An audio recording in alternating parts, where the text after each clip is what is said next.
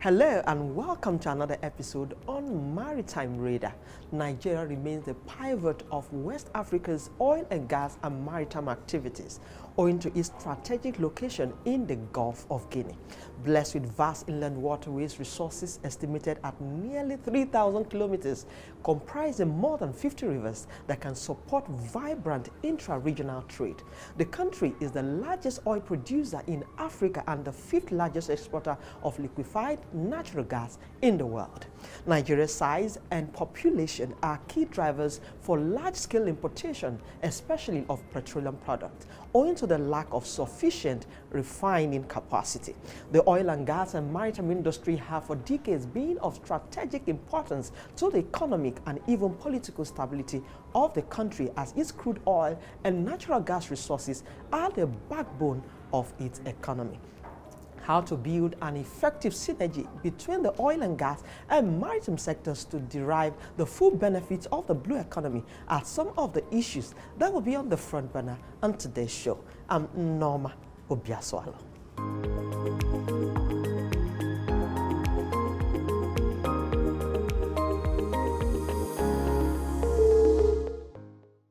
If you are just joining us, this is Maritime Radar. Statistics show that over 20,000 ships works for the oil and gas sector on Nigeria's waters, with an annual expenditure of over $600 million in the upstream sector.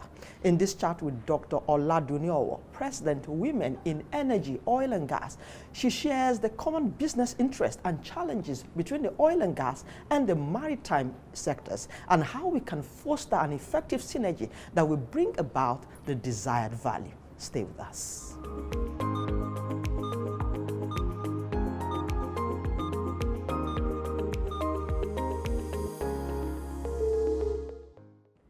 It's good to have you on the show. Thank you very much. Okay, so let's start this conversation looking at how we can enhance effective synergy between the oil and gas and the maritime sectors, which will drive or create value. Okay, thank you very much. That's actually an interesting question, considering the fact that this present leadership administration of the country, Nigeria, took a very, I would say, strategic decision to actually bring out the maritime industry out of the transportation ministry. So over the years, the kind of maritime industry we've had is an industry that have been, I don't want to use the word stifled, but it's almost like that, but this administration had looked things properly and decided to bring out maritime and blue economy as a ministry to run on its own.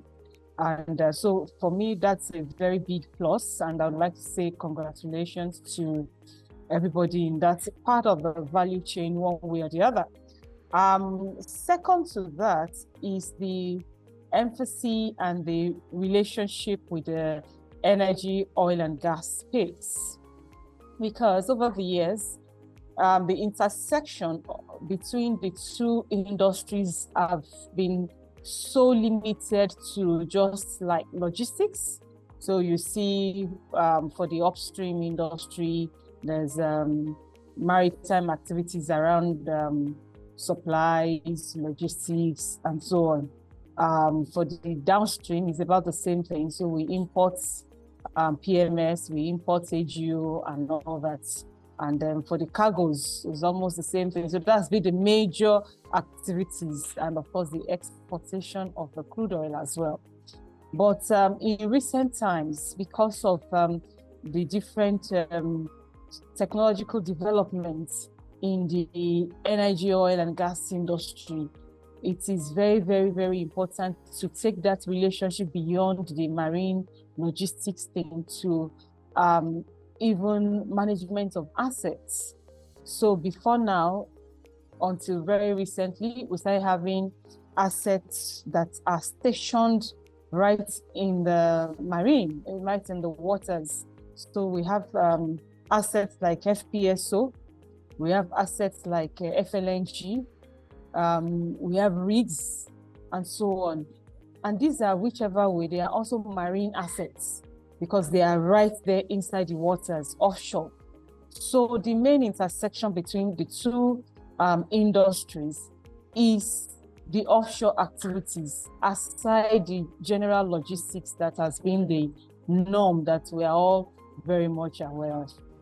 Okay, so collaboration or planning is key to addressing both sectors' complex or uncertain future. So talk us through how this can be achieved. Because first, you've talked about the enhancing synergy. So collaboration also is as part of the synergy we're expecting, but we have to add planning to it. Is key if we must address the complex and uncertain a future that lies ahead, both sectors. So talk us through them, how we can achieve it. Okay, so basically, before now, you only have just maybe the DG of NIMASA come attend the oil and gas industry events or NPA, and that's just basically all. But it needs to go beyond that. The two industries need to then understand that they have more than just the logistics thing, like I mentioned earlier. So it is very, very important that they also understand the offshore, because now we are talking about a blue economy. So it's not just stifled with transportation any longer. It is beyond transportation. So the marine industry needs to start networking with the oil and gas space so that they can understand how things work there.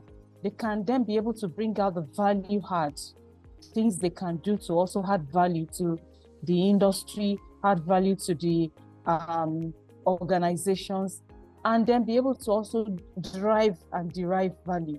So what opportunities do you think are open to indigenous operators in the oil and gas sector, and how can they build capacity for effective participation? Okay, so basically for the oil and gas sector, I think they need to go and check the blueprints of the design for the maritime and blue economy, especially for those that are offshore, because that's where the point of intersection is actually. So because what it then means that their organization or their industry is now caught between two ministries, two governmental ministries. They need to be able to ascertain the kind of policies, and there needs to be proper dichotomy, because what I envisage this would mean is that there would then be some policy that will be with the oil and gas industry, would be already existing, and then the maritime and blue economy would want to also put their policies in place. The policies must be in full sync. We don't want cases where this ministry is saying this, the other ministry is saying that, and there's no synergy. So that has to be the new ministry needs to look at all the allied ministries, which oil and gas happens to be one of them. Look at existing policies and ensure that there's full sync, and it's not just there must be sync, so that there are no unnecessary, they are not overlapping, but they are well synchronized. Okay, the potential of the blue economy is huge, and has remained largely untapped. How can we change this narrative for the benefit of our dear country, Nigeria? Okay, so what I would, if I'm to advise the Minister of Maritime and Blue Economy, what I would advise is that as they are looking at the government part, they should also involve the private sector. As a matter of fact, all stakeholders. So have a stakeholder engagement session or sessions where you can actually take input from the different stakeholders to be able to then, run a smooth system, take off on a very good, smooth and fast lane.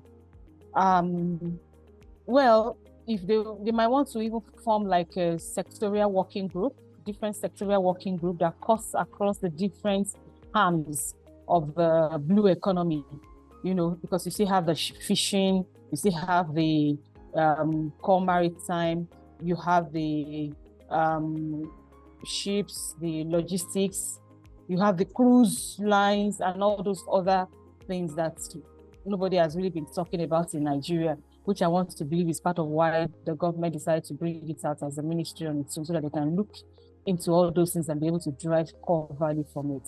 So it's big, it's huge, bring together all stakeholders, take inputs from them and use it to form necessary policies and guidelines and laws that will then drive value for all and sundry. We are due for a short break, and when we return, we'll be looking at the big issue, foreign dominance. Stay with us. We will be right back.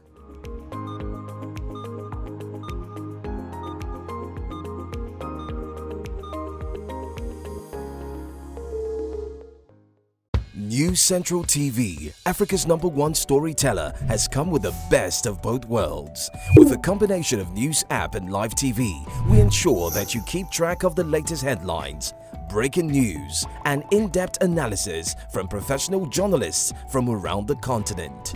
Download the News Central TV app on Android and iOS and get started today. Don't forget to follow us on News Central's social media platforms. News Central, Africa First.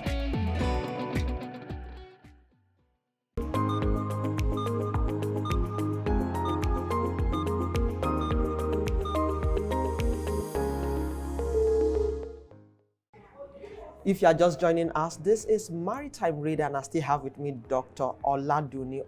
Before we went on that break, I wanted you to talk about the big issue and how we can address foreign dominance so we can create job and economic growth. Well, I think that's a major one, and that's critically key. And I know that a number of the maritime organizations and even the government is been trying to build capacity in that regard. Now we have a University of Maritime University of Nigeria or something like that. We have school for cadets and all that. I think the major issue we have from time memorial is the human resource, the human resource and having subject matter experts. But now that we have a maritime university, I think the industry needs to embrace that university and see how they can implement what we call the triple helix model. So the triple helix model is a model that looks at the governments, the industry, and the academia, such that there can be a ring-fenced value from the three working together. Because what we currently have is a case where there's huge disparity. Everybody is like doing their own thing. So government is doing their thing, private sector is doing their thing, and then the academia are doing their own thing. They give, the academia, for instance, give project work to students that doesn't have any relational bearing to the industry needs and all that. But if the three can work together, we can then start churning out graduates, human resource, subject matter experts.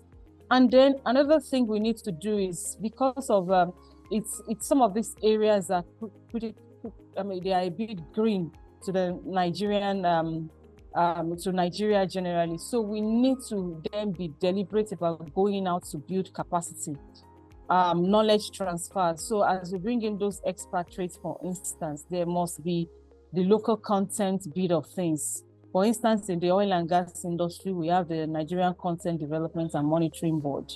I don't know, Marine and Blue Economy Ministry may want to come up with their own local content arm as well. They can go to NCDMB to see what they've been able to do, because that became a major game changer for the oil and gas industry. So we can also have that. And I know there are still some line of intersection between the NCDMB and also the oil and gas aspect of the maritime industry, so that we can build in local capacity, build local resources for people to step into some of those roles and be able to also do it well. For instance, the Bonga FPSO Bonga is a FPSO built by Shell. It was 100% done in Nigeria, unlike what we see before. That is a maritime asset that sits on the sea as an offshore asset, for production. That was built in Nigeria because intentionally, both the organization and government took a decision to ensure they use that as a platform to build local content. So I think the maritime industry and the blue economy needs to also look at that. And then if there are cases, we just have to then bring in expatriates or bring in foreign or import foreign knowledge or expertise. There must be policies guiding knowledge transfer so that we can also build internal expertise of our own people to be able to do some of these jobs and then create more jobs. I see the blue economy, creating a lot of jobs. A lot of them are even salient jobs that people didn't even know about before, and we don't even have people that are really experts in those areas. So pipeline, underwater pipeline, fixing of pipeline, repairing of ships and all that stuff, both white collar and blue collar. By all means, let's work together. Let them, it would be great if the ministry can come up with a local content harm or local content policy that can enhance building of human capital, even from Nigeria, to be able to take on all those jobs and create more jobs for our people. I see cases where people would say, I studied marine and something in school, I couldn't get a job. I had to travel to UK to get a job. I had to travel to America to go get a job. That shouldn't be the case any longer with this new ministry. Okay, another thing that is related to this foreign dominance is, let's look at the key tool of trade facilitation, which is vessel, which Nigeria clearly lacks. How did we get here, and how can we address this issue of us having our own vessels? Because this is also the problem with which has also encouraged foreign dominance. It's not an Herculean task. It's just the willpower to get it done. So I'll go back to Nigerian content, for instance, because what they did was to form what we call Nigerian Content Consultative Forum, of which they created several arms, and shipping and logistics happened to be one of those. And from there, for the first time, Nigerian content was able to then understand this gap around vessel ownership.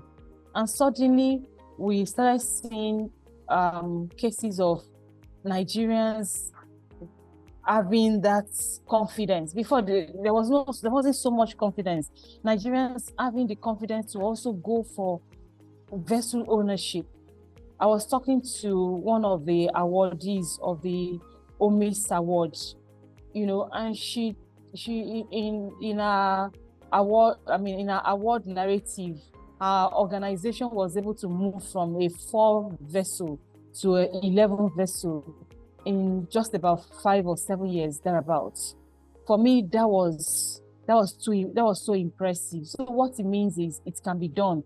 So one, we need to build confidence of our own local people. We need to build confidence of Nigerians that we can also own vessels. 2, we also need to also build confidence that we can also even build vessels.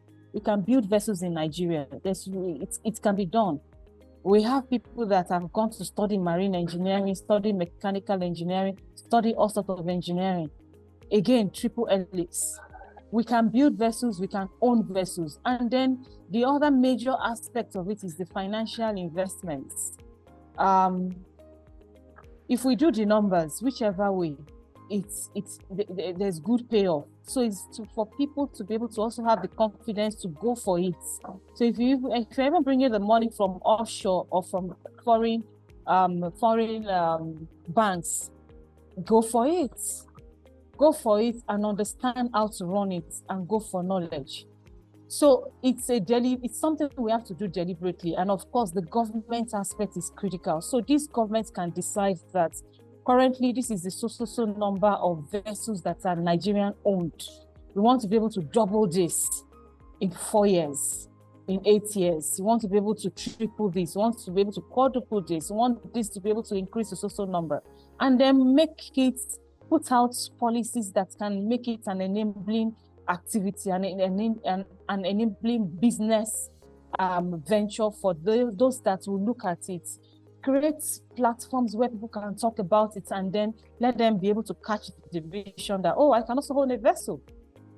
It's no big deal. As a matter of fact, if you see a lot of those vessels that are owned, that all those foreign vessels that come into our waters, some of them are not even owned by educated people. They're just businessmen and women that saw the possibility and decided to go for it. Another major thing, where the intersection also comes very important for us in Nigeria particularly, is we're losing a lot of money to whatever. I really don't have the full details of that, so I'm not going to talk too much about it. But what I know and I've heard is that most of the vessels that are even supposed to come into the Nigerian waters, where Nigeria would then be able to make lots of money, they're having to go and bat in a Benin Republic or Togo waters.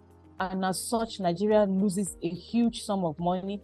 And then we now have to then take the mother vessels back in a Togo or in a Benin, and then we have to just go take baby vessels, to go and then start transloading and bringing it into the Nigerian waters. Some of those bottlenecks need to be cleared off. I want to believe this government is looking into it. The new ministry, they are looking into it. So let's try as much as possible to make it an enabling environment for business to thrive and for the nation to grow. Before I let you go, you are the president of Women in Energy, Oil and Gas. And both sectors we are talking about, the oil and gas and the maritime industry, are both male-dominated industries. So how do we bridge this gender gap? Well, it's something we've been trying to do. Women in Energy, Oil and Gas is 5 years this year. May 2023, we became 5 years. And in the last 5 years, we've been able to actually bring that to bear with our industry. And suddenly everybody is waking up to the DEI, that's diversity, equity, and inclusion call. So one way or the other, I think we are over 50% there. What we now need to also do, which is what we are now trying to do in WEOG, is to build the confidence of our women as well. Because you now start hearing cases where some of the organizations are like, oh, we made a call for this and no single woman showed up. Oh, we asked for this and no single women organization came out. Oh, only, so we are trying now to enlighten our women, build confidence in them. What stops a woman from going into being a vessel owner or owning a rig? We have some women organizations that have their own rigs, or building the next FLNG. UTM is building the first FLNG in Nigeria. What stops the second one coming from a woman-owned business? So we are trying to, currently, now we've been able to scale that order of the industry not seeing it as so is a Beijing thing, but seeing the value in diversity and inclusion as the United Nations Sustainable Development Goal for their organizational sustainability. It is now where we are now is for the women themselves to have the confidence to say, I want to buy a vessel or I want to build a vessel. The confidence to say, okay, I want to build the next refinery. Oh, I want to build a on-water refinery or whatever, FLNG, FPSO, and whatever it is. That is where we are now. So build capacity, enlightenment, and let them want to do it. With that, we will definitely be able to achieve that. Again, I appreciate the two industries. We have the Women in Maritime Association, WIMA, and then this WEOG, one way or the other, the two industries have been able to agree and accept the fact that there's need for gender diversity in the two industries to enhance sustainability. And they are really, really cooperative. I must tell you that. Now we see organizations are with their binoculars, looking for women they can put as directors on their board in order to be able to achieve gender diversity in their organization. That is laudable. But it is now for the women themselves now to be able to take the bull by the horn and look at these opportunities and take them, to be able to get to the next level and really achieve the sustainability we are trying to drive across board. I must thank you most kindly for your time and your thoughts on the program. And I hope and I look forward that this conversation will strike this collaboration, this synergy we are looking at, and both industries will come to the table and and talk about how they could push these industries forward. Once again, I want to thank you again for your time. It's been Dr. Oladunni Owo. She is the President, Women in Energy, Oil and Gas. Thank you very much for your time. Thank you. Thank you for having me. Thank you very much.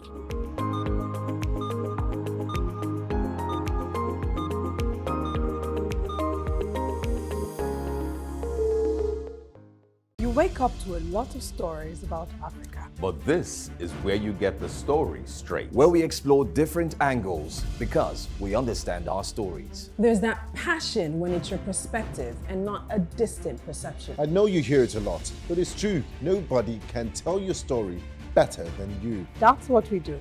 All day, every day, On News Central TV. are African stories by Africans for Africans.